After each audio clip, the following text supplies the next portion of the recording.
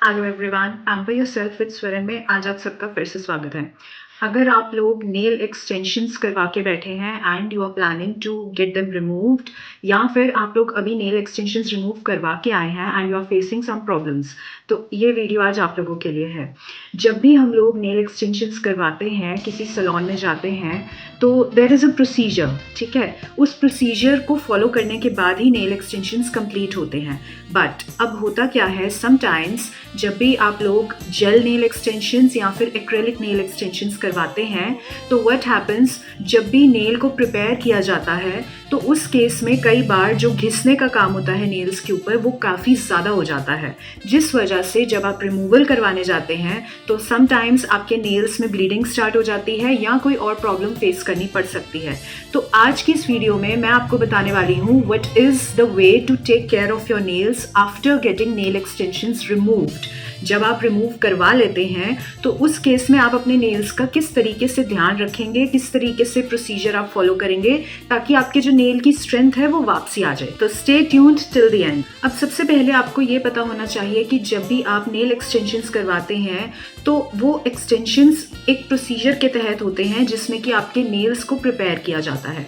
वो सारा काम आपकी नेल प्लेट के ऊपर होता है। What is nail plate? अगर आप ये नेल देखेंगे, यहाँ पे जो ये आपका ये वाला पोर्शन है सारा, ये नेल्स का जो है, this is called nail plate. सारा प्रोसीजर आपका इसी पे होता है। इसी के ऊपर प्रिपरेशन के बाद आपका नकली नेल स्टिक किया जाता है और नेल एक्सटेंशंस किए जाते हैं। बट समटाइम्स व्हाट हैपन्स, जब भी आप किसी नेल सैलून में जाते हैं, अगर कोई टेक्नीशियन ऐसा है जो बहुत ज़्यादा घिस देता है आपकी इस नेल प्लेट को, यू फेस कॉन्सिक्वेंसेज लेटर। क्या फेस करना पड़ता है आपको लेटर ऑन जब आप नेल्स को रिमूव करवाने जाते हैं? तो क्योंकि ये जो नेल प्लेट है ये बहुत ज़्यादा घिस चुकी होती है, ये बहुत ज़्यादा थिन हो चुकी होती है, इस वजह से नेल्स को रिमूव करने के टाइम पे आपको ब्लीडिंग फेस करनी पड़ सकती है या फिर किसी और तरह की प्रॉब्लम आपको फेस करनी पड़ जाती है। तो that causes so much pain.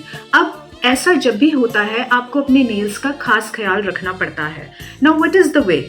जैसे कि मैंने बताया कि नेल्स आपके थोड़े से वीक पड़ जाते हैं तो आपने एक स्पेशल तरह से अपने नेल्स की केयर करनी होती है। तो सबसे पहली चीज़, आपने अपने हैंड्स को अच्छे से एक माइल्ड सोप से या एक माइल्ड हैंड वॉश से अपने नेल्स को, अपने हैंड्स को अच्छे से वॉश करना है।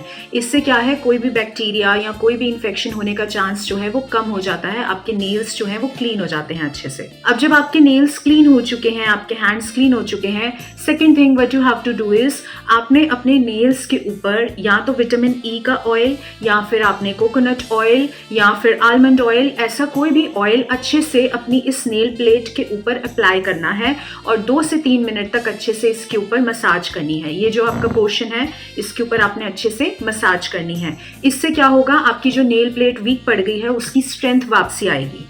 अब आपने इसको कब कब करना है? At least 2 to 3 times a day आपने इसको करना है।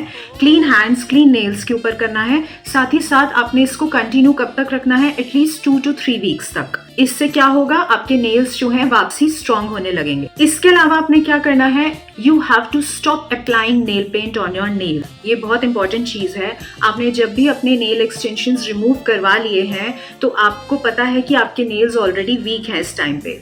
अब नेल्स को एक केयर की ज़रूरत है। उसके ऊपर अगर आप नेल पेंट अप्लाई कर देंगे तो क्या होगा, एयर का एक्सपोजर नहीं मिलेगा और आप फिर से कहीं ना कहीं एक केमिकल अपने नेल्स के ऊपर अप्लाई कर देंगे, विच इज़ रॉन्ग, क्योंकि अभी हम नेल्स की स्ट्रेंथ लाने की कोशिश कर रहे हैं। तो आपने किसी भी तरह का नेल पेंट अपने नेल्स के ऊपर नहीं लगाना जब तक कि आपके नेल्स ठीक नहीं हो जाते। It could be around 2 to 3 weeks. आपने अपने नेल्स को एयर का एक्सपोजर दे के रखना है इस टाइम पे। नेक्स्ट पॉइंट पे आते हैं, if you are addicted to nail extensions. अगर आप उनमें से हैं जो लगातार नेल एक्सटेंशंस करवाने के आदी हो चुके हैं, तो आई एम टेलिंग यू, अगर आपके नेल्स की कंडीशन बहुत ज़्यादा वर्स हो चुकी है, अगर बहुत ब्लीडिंग हुई है रिमूवल के टाइम पे या बहुत ज़्यादा प्लेट आपकी नेल्स की थिन पड़ चुकी है, वीक है नेल्स, उस केस में you should stop getting nail extensions at least for a month.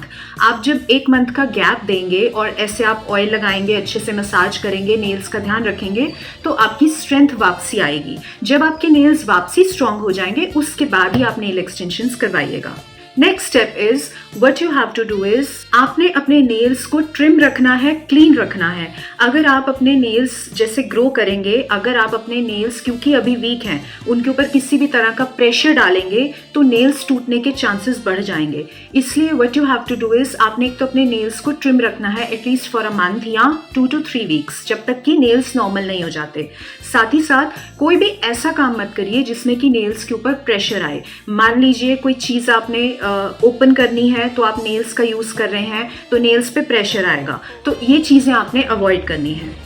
ये सारे स्टेप्स आप लोगों ने फॉलो करने हैं। अगर आप लोग ढंग से अपने नेल्स का ध्यान रखेंगे तो नेक्स्ट टाइम आप नेल एक्सटेंशंस करवा सकते हैं अच्छे से और आपके नेल्स की स्ट्रेंथ भी वापसी आ जाएगी। एक चीज़ का आपने ध्यान रखना है, if you are planning to remove nail extensions yourself, I will say a total no to that. ऐसा मत कीजिएगा, बिकॉज आप खुद से अगर नेल एक्सटेंशंस रिमूव करेंगे तो व्हाट विल हैपन, चांसेस बढ़ जाएंगे कि आपका ये जो ओरिजिनल नेल है आप इसको भी साथ ही साथ उखाड़ दें।